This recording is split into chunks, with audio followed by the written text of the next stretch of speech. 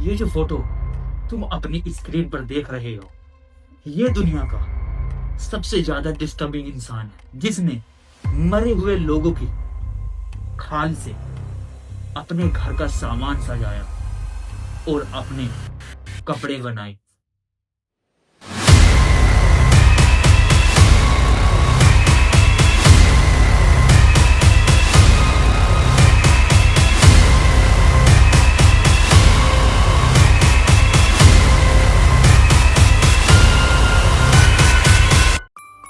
इस आदमी की कुछ बातें ऐसी हैं जिसे सुनकर आपकी रूह कांप जाएगी। आप सोचने पर मजबूर हो जाओगे कि दुनिया में ऐसे इंसान भी एग्जिस्ट करते हैं। एक ऐसा दरिंदा जिसने अपनी माँ को जिंदा रखने के लिए औरतों की लाशों को एक खिलौना बना के रख दिया। प्लेनफील्ड का वो कसर जो कब्रिस्तान से लाशें चुराकर उनका सूट बनाकर पहनता था। जी हाँ, सूट बनाकर।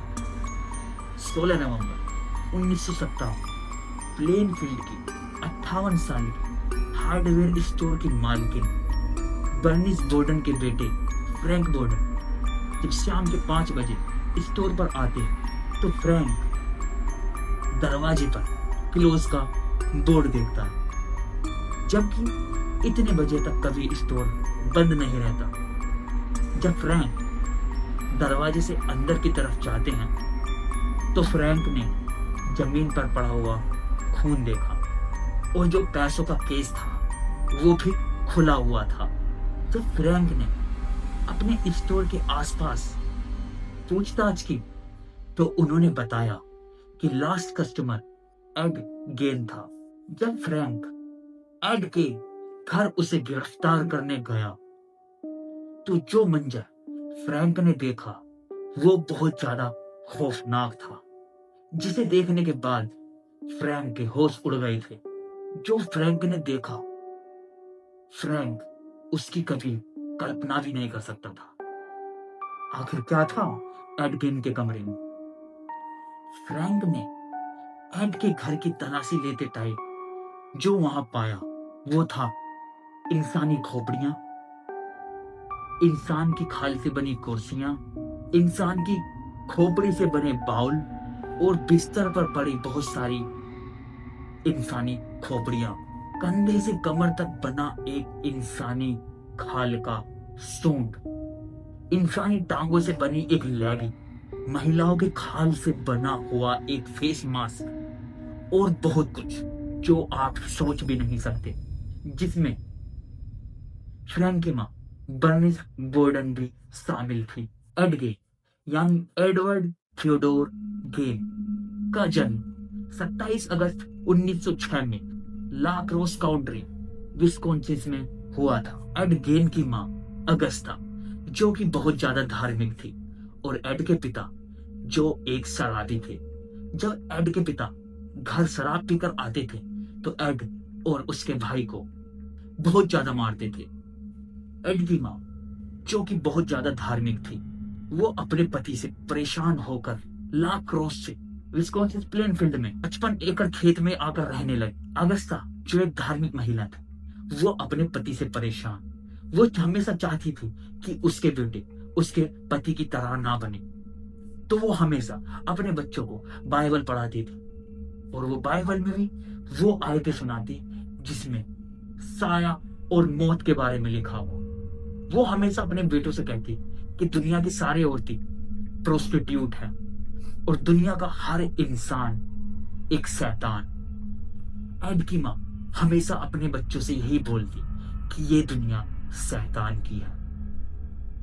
एड हमेशा खेत छोड़कर बस स्कूल जाया करता। एड स्कूल में बहुत ही ज्यादा शांत किस्म का लड़का था, ना ही उसका कोई दोस्त था, ना ही उससे कोई बात करता था। एड का कोई दोस्त ना होने के कारण उसके क्लासमेट उसको हमेशा बुली करते और उसको हमेशा अजीब मानते।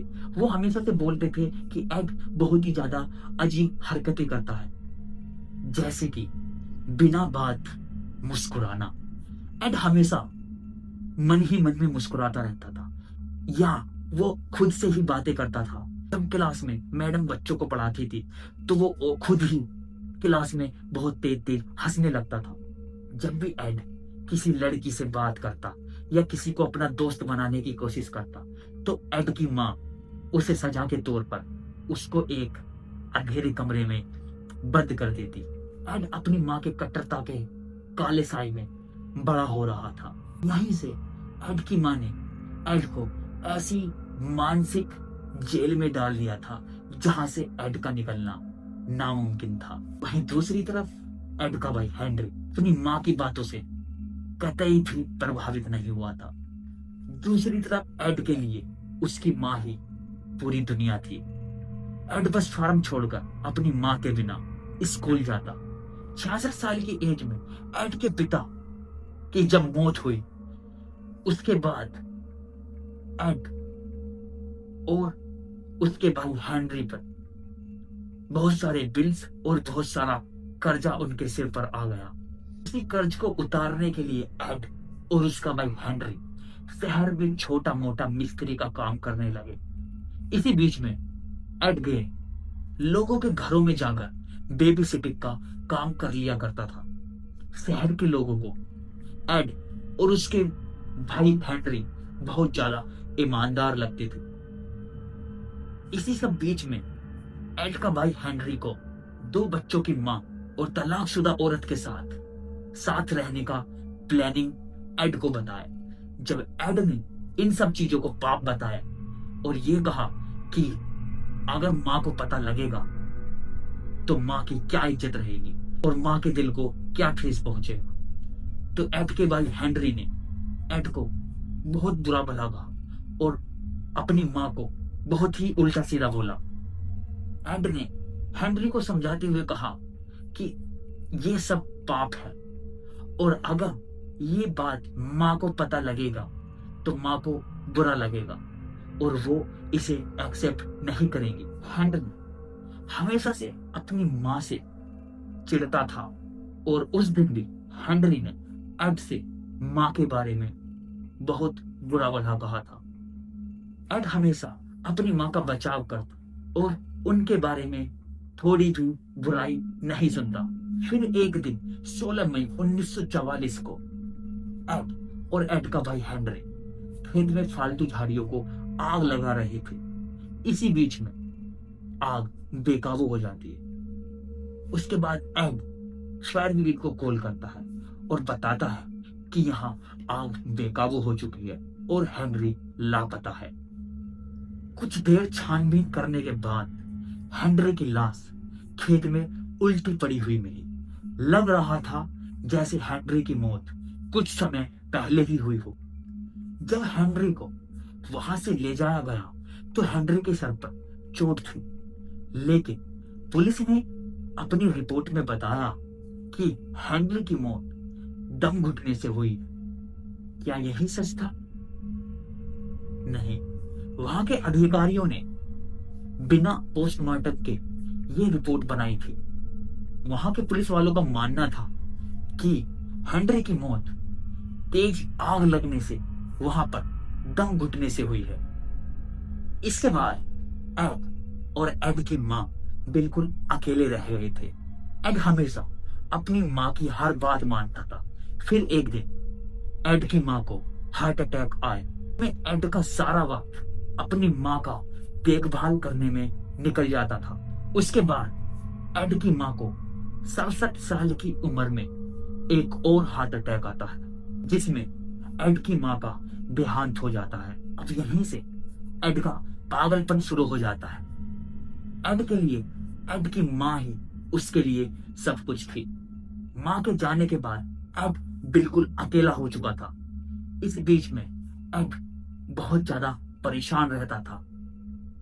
अब जिसके साथ वो वक्त बिता सके ऐसा कोई उसका दोस्त भी नहीं था।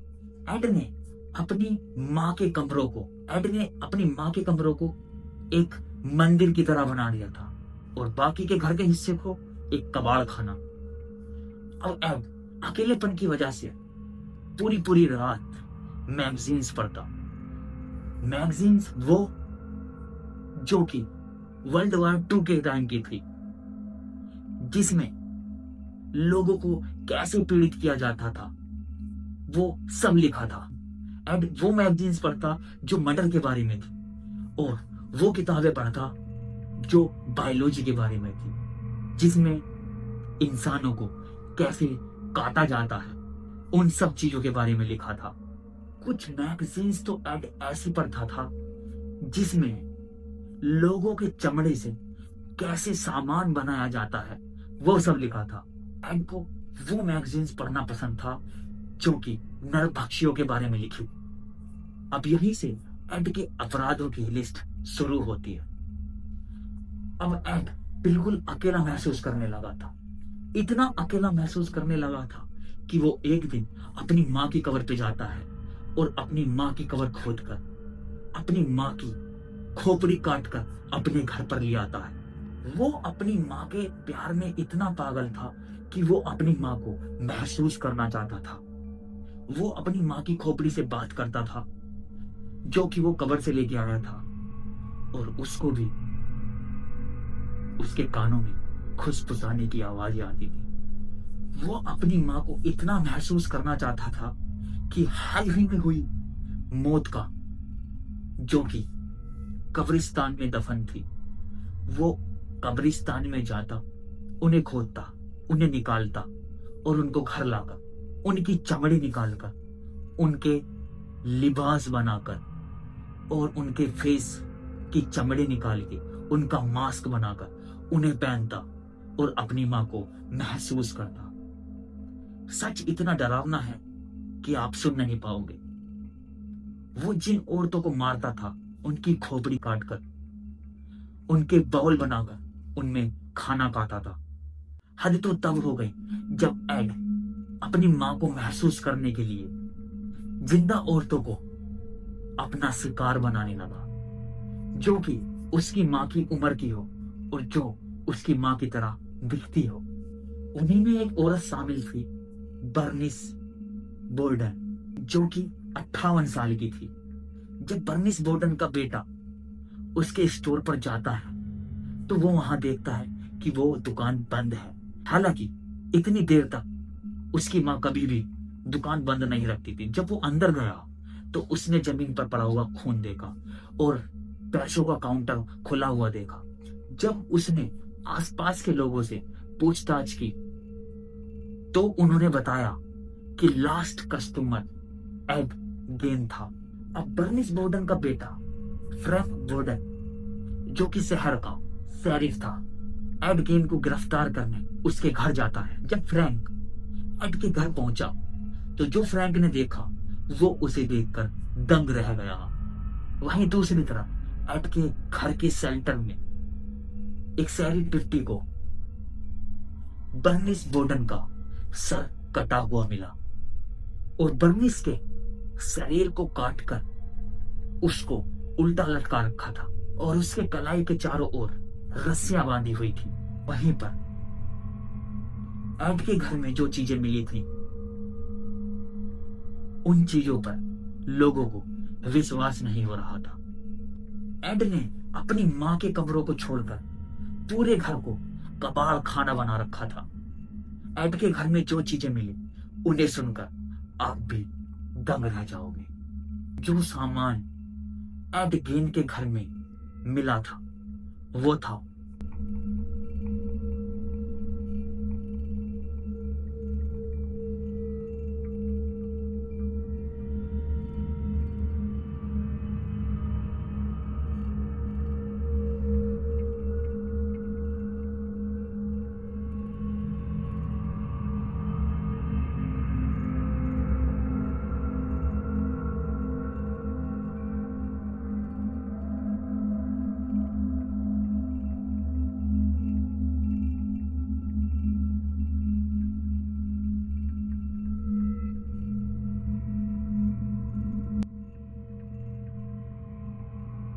जो मैं बताने वाला हूं उस पर तुम बिल्कुल यकीन नहीं करोगे। ये दरिंदा एक जूते के डिब्बे में 9 महिलाओं की योनियां रखता था। जी हाँ, जब पुलिस ने छापा मारा तो ये सारी चीजें मिली और एक जूते के डिब्बे में औरतों की योनियां यानी के वजाइना कटी हुई मिली, जिसमें 9 योनियां शामिल था। जी हाँ, 9 वजाइना शामिल थी। एक पूरी महिला की बनी हुई एक पोशाक और एक 15 साल की बच्ची की, जी हाँ, एक 15 साल की बच्ची का गुप्तांग उसके घर में मिला। महिला के स्तनों से बनी हुई एक बेल्ट, पूरी बेल्ट इसके घर में मिली। 4 नाक, खिड़की के पर्दों की डोरी पे टंगे हुए 2 होठों के जोड़े इसके घर में मिली।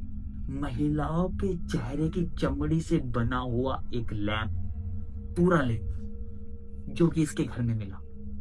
पूछताछ करने के बाद एडली पुलिस को बताया 1947 और 1952 के बीच हाल ही में दफनाए हुए लोगों को खोदकर अपने घर लाता। उसने पूछताछ के वक्त बताया जब वो कब्रिस्तान जाता वो कुछ कुछ बेहोशी महसूस करता। उसने बताया कि वो वही कब्र खोदता जो कि उसकी माँ की उम्र की थी। वो वही कब्र खोदता जो कि उसके माँ के जैसी दिखती थी और उनको खोदकर वो अपने घर लाता। उसने बताया कि वो उन लाशों की खाल का यूज कपड़े बनाने में और बाकी का सामान बनाने में उनकी खाल का और उनकी हड्डियों का यूज करता। जब पुलिस वालों ने उससे पूछा कि वो ये सब क्यों करता था, तो उसने जवाब दिया कि वो उन महिलाओं की खाल पहनकर अपनी मां को महसूस करना चाहता था। मुकदमे के दौरान एड को मानसिक रूप से अनफिट बताया गया। मेडिकल सुधार के लिए पुलिस के पागल खाने के एक हॉस्पिटल में भेज दिया गया। पूरी जिंदगी जेल में बिताने के बाद 1984 77 साल की उम्र में एड की फेफड़ों के कैंसर के चलते मौत हो जाती है। एड को उसकी मां और उसके भाई की कब्र के बीच में दफनाया गया। इस केस से हमें एक बहुत बड़ी सीख मिलती है। इस दुनिया का सबसे बड़ा हथियार बंद कमरा और अकेलापन है। एड की पैदाइशी शैतान नहीं था, उसे उसकी मां ने शैतान बनाया। उसे उसकी मां से हद से ज्यादा सख्ती, नफरत भरी सीख और समाज से पूरी तरह काट देने एक मॉन्स्टर बनाया। जब हम किसी बच्चे को पूरी दुनिया से काटकर सिर्फ नफरत सिखाते हैं ना, तो हम एक इंसान नहीं, हम एक टिकिंग टाइम बॉम्ब पैदा करते हैं। अपने आसपास का ख्याल रखो। जो लोग सबसे ज्यादा शांत और सबसे ज्यादा अजीब दिखते हैं ना, उनके अंदर एक ऐसा तूफान चल रहा होता है जो पूरे समाज को निगल सकता है। इंसानियत सिर्फ जिंदा रहने में नहीं है, बल्कि एक दूसरे से जुड़े रहने में। तो दोस्तों, आपको क्या लगता है, एड गेट को सजा मिलनी चाहिए थी या वाकई वो दिमाग से बीमार था? मिलते हैं नेक्स्ट वीडियो में एक और डार्क केस के साथ। तब तक के लिए सावधान रहें।